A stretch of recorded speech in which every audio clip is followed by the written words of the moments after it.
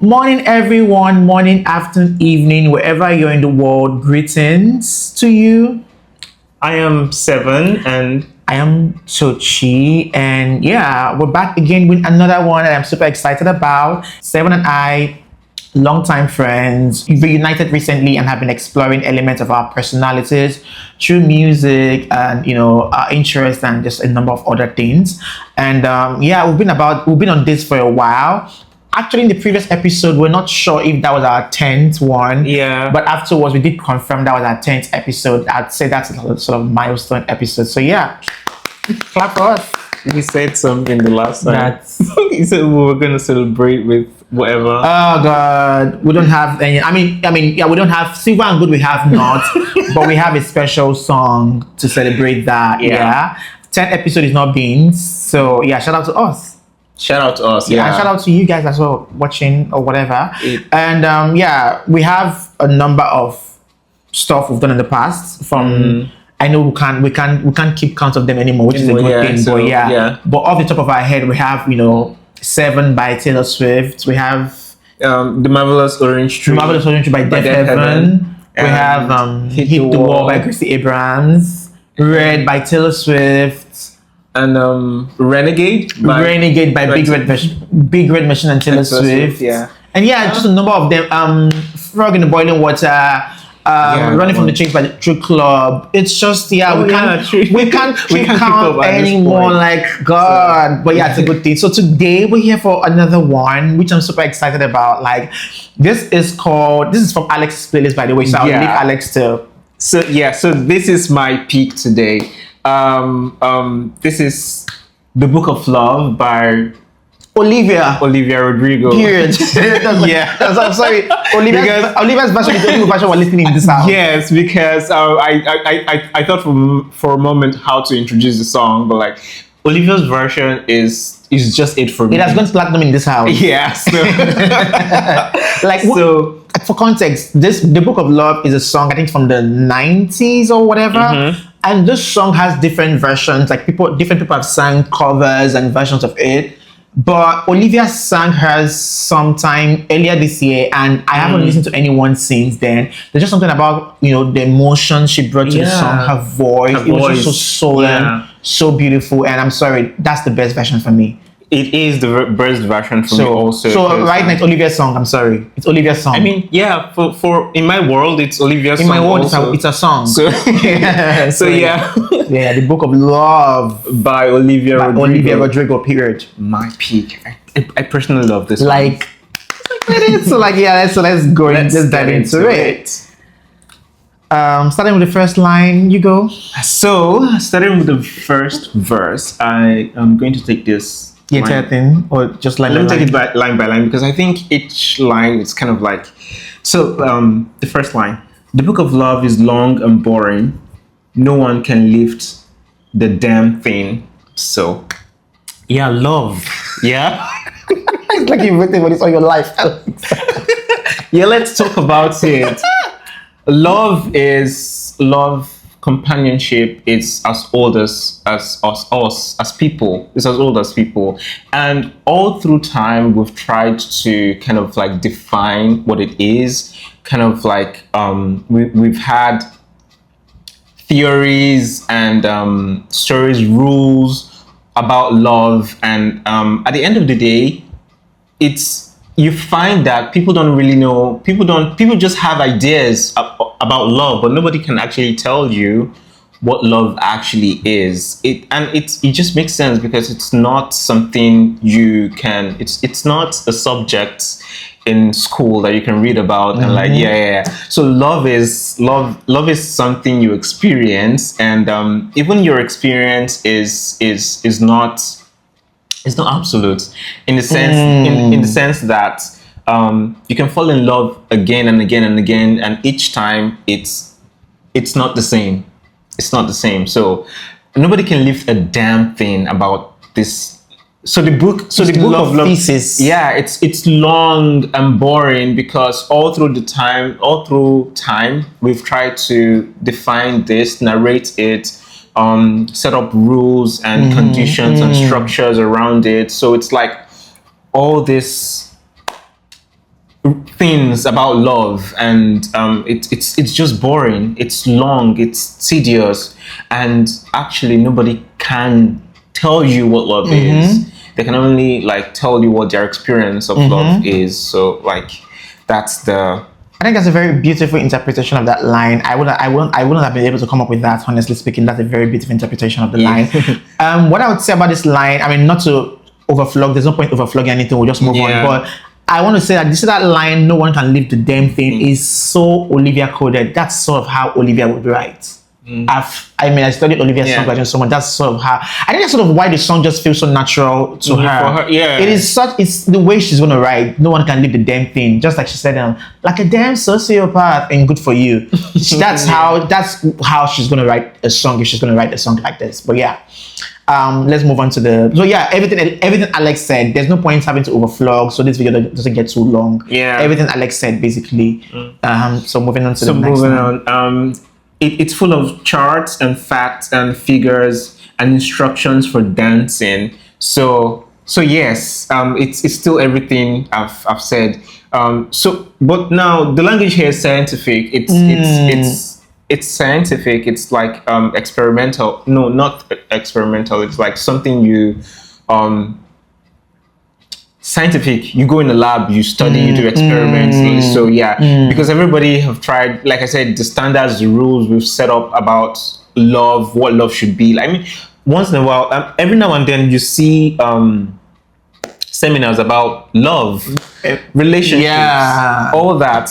People try to tell you how, this is how to love, this is what love is, but like, and they even have instructions for dancing. So in this instructions for dancing is like, we even have like the, what is it called? Couples therapy?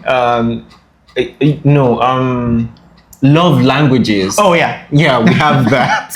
I don't know. That's very typical. Yeah, like it's like I don't want to go into all love languages and all, but like this is sort of like the rules. Like you have languages for loving and like so just rules. They have instructions for you for how to love someone. Love languages. I think that's a topic I'd love us to explore in subsequent episodes. Love languages. But carry on. So instructions for dancing, instructions for just doing this thing called love. So let's the refrain. Love language. Sorry. Love languages. So moving on the refrain. But I love it when you read to me. I love you. And you can read me anything. So I love it so much. It's so endearing. Because this is just saying love is all of this thing that people try to make it look like. But for me, it's as simple as just you reading me something. It doesn't even matter what you're reading to me. I just love anything. I just love you. So the idea is not the act of reading. It's the simple things. The human being. Because just to digress a little, people ask you why you love someone. It's almost like as if like there has to be a reason every time to like kind of explain why you feel a certain way for someone. And you can say things like, oh, I like someone because they're smart, they're beautiful, they have like there's just something about them. But like personally, so now this is speaking from my own experience, all of that was never the reason why I loved them, because I could never give a reason for why I loved, because you can appreciate that somebody is smart or pretty or like just kind and all of that, but like when you think about it, those things are not really the reason. Of course they help, like you like them for that, but like why you're actually in love with them, it's not things you can't explain. It's just them. I love you because it's you. So this is what I'm getting from this line. Same. It's as simple as just you. I love, so the book of love is a book, but I love when you read when you read me anything. So it's more like expressing. So it's more like the book of love is this very complex, complicated, rule dense, all this, whatever. And then for me, it's just a simple thing. Just simple. I don't need all that theory and all that I don't need all that stuff. It's the simple things basically. So this is why I love this song. It's so beautiful. It's so simple, It's but so like simple but beautiful. The idea, the message is like really deep. So let's move on to the verse 2. The book of love has music in it. In fact, that's where music comes from. So yeah, so many songs have been written about love. Like most of everything we listen to is about love. Yeah. Even if it's heartbreak, it's about love. Yeah. So really, love is that girl. Yeah. Everything is about love. I'm telling you, love is that girl. Yeah. So music comes from love. It. Let's move on. Some of it is just transcendental, and some of it is just really dumb. Yeah, I love the contrast.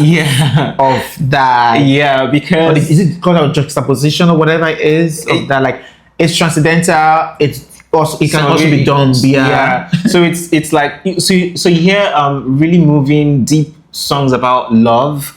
How I'm sure there's songs you listen to that like they just strike like a really deep chord with you about love, because they kind of express something deep that you don't really have the words for. And I think that's what this line. And then there are some just cheeky pop songs about love that it could be like it's so superficial. It could be like about like just loving someone because of the way they kiss or like their body or like how pretty they look or how they look in the suit. Like it's just inspiring. Yeah. So, and all of it is valid. You could be in love with someone and just like the way something looks on them. And I remember there was someone I really, really liked the way they look in a tie.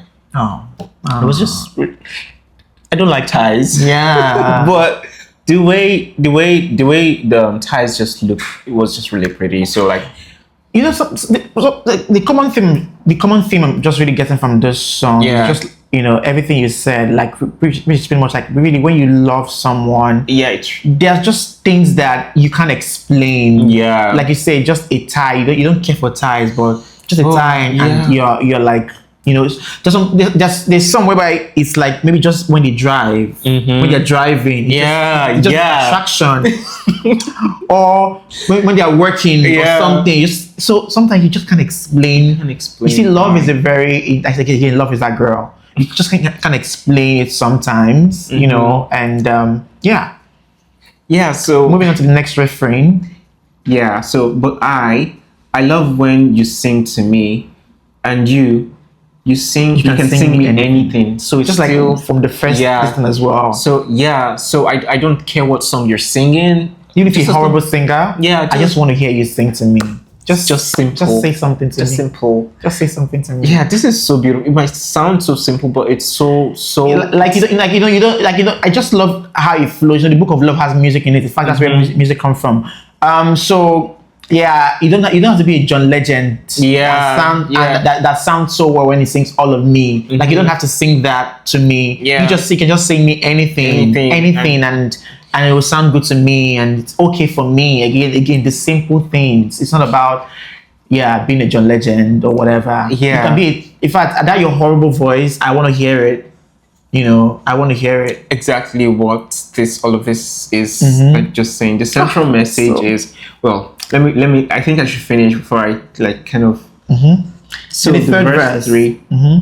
The book of love is long and boring and written very long ago. Yes, so it's still coming back to what I said earlier about like love is as old as time. It's as old as people. We've all through the years we've written songs, we've written we've laid down structures, rules, and everything.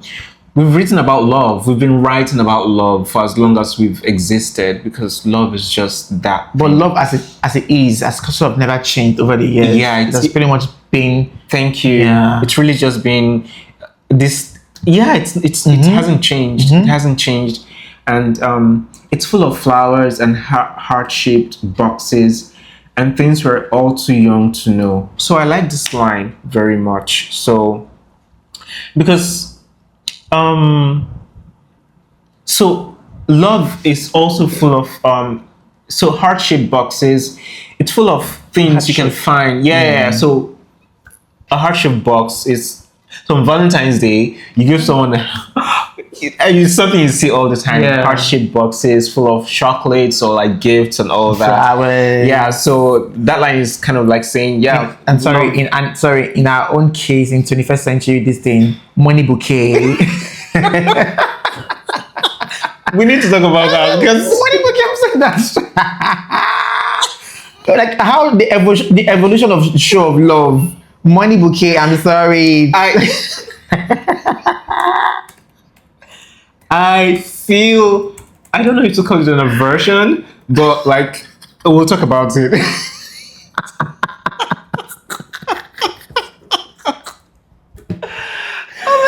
Oh my god! My career. So yeah, it's full of flowers. It's full of so this is talking about gestures and the grand and mundane things we do for love. And yeah, because all through time people have done dangerous things for love, and people have done really grand, beautiful things for love. People have broken the rules for love. And sometimes people think showing love is like, it's like the grander the things you give, the more you're showing the love. Like people actually equate love to how grand you can express love, how tangible the whatever is, and not the intent. Like I might not have, so when people say, oh, you don't love me because you give me this, and I mean this is too cheap or whatever. So I hear that when you say about like it's about gestures and all that. So, and things we're all too young to know. So the amazing thing is, no matter how old you are, you're still too young when it comes to love, because like I said earlier, even if you fall in love 1, 2, 3 times, each time it's always it's always different. It's never the same.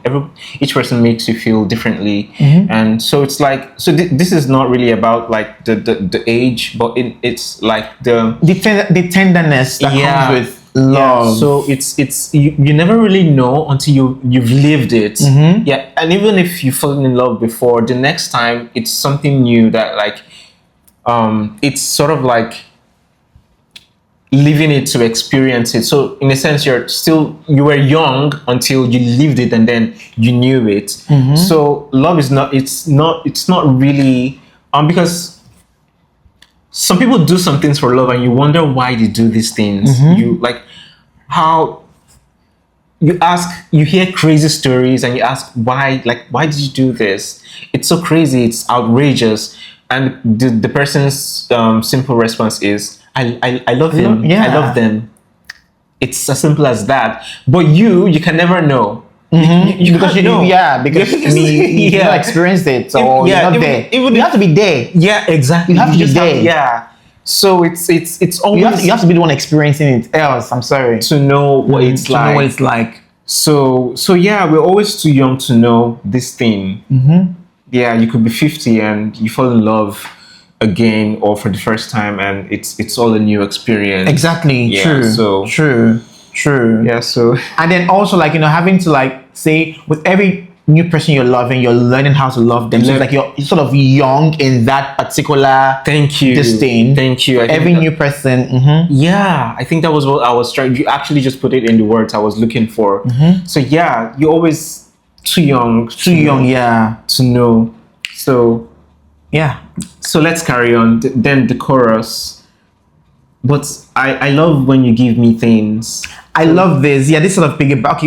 Yeah. So it's no. You can. This piggybacks off of some of the things we've said here. Yeah. About full of flowers, heart-shaped gestures, material things or whatever, right? But I just love just give me things. It could be something as insignificant as this, and it would mean I will value it more than someone who I don't love or care for. That gives me a whole house or whatever, like that kind of. I mean, I'm sorry, not Michelle.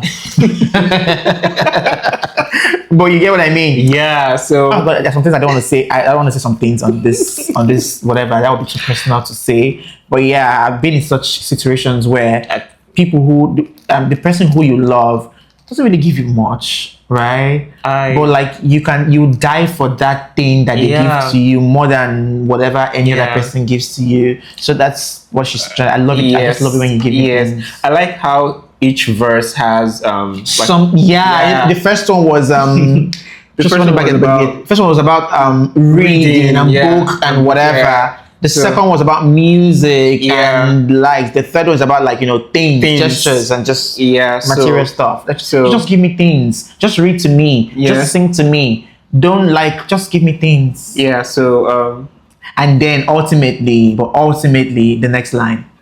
and you ought to give me wedding rings. I love it when you give me things and you ought to give me wedding rings. I love that so I love much. That's my line of the year. You ought to give me wedding ought rings. to give me I love that line so much. Yeah, so I think that line is love is what do I even say here? Like So I think what that line is saying is like, it's like, whilst you love this person giving you things, there's also still one thing you really, there's that one thing we always look forward to. Yeah. Let's be honest, when we're in love with someone, we always look forward to what could be the seal, like what could seal this thing. Yeah. And in her case, like, I love it when you read to me. I love it when you sing to me. I love it when you give me things and everything. But and ultimately, you ought to give me there's this one thing that you ought to give to me. Not for other things, like give me anything. I don't care. Yeah. But there's this one thing I am telling you that you kind of have or you ought to give to me. Which is, so this is like for the first time she's saying, I want something. For the first time. Yeah, for the first time she's saying like, I want something. Before it's like, look, don't just give me anything. Just read, and anything is fine. It's okay. But for the first time she's saying, but there's this one thing that I want you to give to me. I think it's also figurative in a sense. Yeah, because it's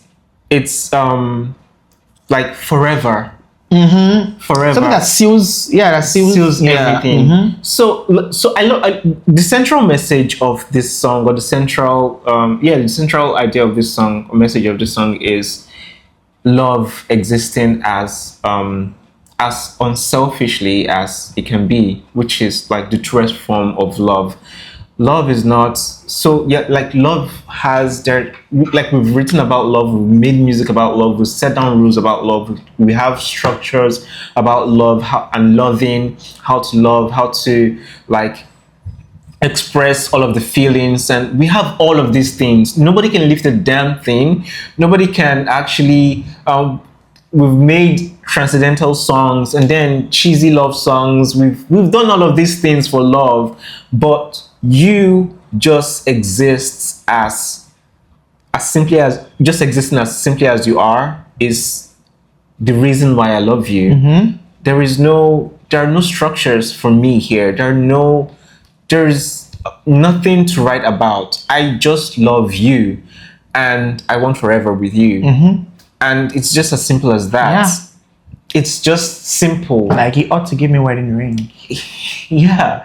So I love that line so much. It makes me want to cry. The reason I love this song so much and why I picked it today is because specifically I've a friend of mine. So I've had this conversation with someone before. We're talking about love and how so they were in the position of love being something transactional. You always have to give something to take something. And I had a different position. I thought love can be unconditional. And so they didn't agree that love can be, they said love cannot be, I mean, it's always transactional, as I've said earlier. But I said love can be unconditional. You can love someone without, when love comes to that point where it's no longer selfish, it's no longer centered on selfish desires. Now, selfishness in this case is not a negative thing, because you want someone, you need someone, all of that is selfish desire. You want someone to be with you, it's all selfish. But when love transcends beyond that point to a point where it's now about the person, it's now you saying, okay, so I love you so much that even if we don't end up together, I still want you to be happy. I want to see you happy. Actually, seeing you happy would satisfy me so much that the love still remains. Yeah, so because, and I said this because this is my experience, I have loved someone to that point where like it no longer mattered, my own desires it no longer mattered. I still was hurt that I wasn't with them, but thinking of them being happy gave me some sort of satisfaction that at least they're happy. I'm sorry, not Misha. I want them to be miserable. So I think that's unconditional love. For them to be miserable. No. I mean like to I mean like to love someone to that point. Yeah. I think that's and I think I'm inclined to believe it's more common than people. I'm inclined to. I'm not sure. I don't know, but like I'm inclined to believe, because as human beings we feel a lot of complex emotions, and like some of them we can't even really explain. But like this thing called love, I feel that sometimes we try to over explain it, that it's just so simple. And like for me that was just the purest, because when you know you just know. You just know. Yeah. I didn't have the words to kind of to put what I felt like into, to express what I felt, but like this is the closest I can actually like put it into words. I loved them to the point where my desires no longer mattered. It was just about like them and them being happy. And if there was anything I could do like to actually make that happen, for them to be happy, I'd actually would do it, just as long as they're happy. And I think that's unconditional love.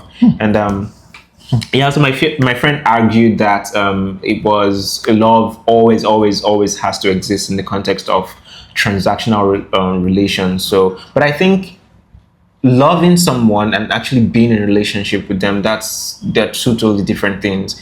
Relationships are always transactional because there are things that actually you give and you take. There are reasons you stay in a relationship. There are reasons you choose someone over everyone else. So yeah, relationships are always transactional. But like loving, I don't think that has to always. Yeah, I don't think so. Yeah, I don't think it always has to be transactional. So I really don't want to go into all of that because I have this whole thing in my head. But yeah, I think love is simple. I think love is simple. It's in the simple things. It's in just give me things, and you ought to give me wedding rings. I think that's like I'm not asking for much. I just one thing I'm asking for, or this one thing I would want for, like just for us to like seal this. I think about an Avril Lavigne song. I don't remember the title, but I love Avril Lavigne so much, by the way. So it's there's the line is also about loving and not knowing why you love someone. A line from the song is I like your smile, I like your vibe, I like your style. That's it. But that's not why I love you. And I like the way you're such a star. So like, Avril Lavigne, she said all these things about the person, how they're all these things, but those are not the reason they love them. The reason they love them is it's them.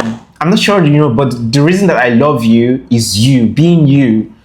You are the reason I love you. So that just, I think about that song. It's in the simple things. You can't see it, you can't touch it. Yeah, you can feel it. You can explain it sometimes. Yeah, it's like I said, it's silly to someone who's not in this thing. It sounds stupid. Yeah, what you said, it's silly to someone who's not living it, who's not experiencing it. But like, only you can really tell. Only you can really tell. Yeah. So you also give me, and of course, wedding ring is like a symbol for like when someone gives you wedding, when you and someone exchange wedding ring, that's like like I mean, in the absence of God forbid a divorce or whatever, that's like that seals everything. Like you're mine, mine, I'm yours. Thank you. Like you are mine. You're mine, I'm yours. Like why while we're doing all this love, whatever, yeah, it's still not. But when you give me that wedding ring, they just saw this conviction, like, what is sealed, like you're mine. You ought to be mine. Yeah, you're mine. Yeah. I think it's asking. Yeah, I see. It's asking for like this, like, I don't want to say finality, but like sealing the deal type. Yeah. This thing of like, amidst all these things. Yeah, it's a confession. It's a confession. Yeah, of like, I want to seal this. I want to go to the next level with this. I want you to be mine for life. For life, because I don't want you just for a time. Yeah. So it's still in the simple things. You ought to give me wedding. Like, I'm not asking for. You can sing me anything. You can read me anything. You can, you can give me anything. I love it when you do those small things. But if there's one thing I want from you, you should. Or if there's this one thing you should do. When you say ought to, is you should do something, right? It's like we can do all that simple thing. But if there's this one thing you should do. And when you're saying someone should do something, it's like you're asking them to do it. Yeah. You expect them to do it. If there's this one thing you should do, is to give me a wedding ring. I love this song. I'm obsessed with this song. I've been for the past weekend, it's been one of the songs on my repeat playlist. It's just March, April, God, I was playing the song everywhere I go. I was playing the song. Olivia's version, of course. Yeah, of course, it's always Olivia's version. No, I was playing the song. I was like, I was so obsessed with this song. It's insane. It's unhealthy. Yeah. Unhealthy part. Yeah, because for me too, I've played it an unhealthy amount of time. Yeah, I'm very happy we got to do this one. Yeah, The Book of Love by Olivia Rodrigo. And yeah, tell us what you think about any of the lines in the song and which line strikes you the most if you know the song. And if you don't know the song, please, you are missing out. Go check out Olivia's version of this song. I mean, you can check out other versions if you want to. I don't care for the other versions, but Olivia's, oh my God. No, they should only listen to Olivia's version, please.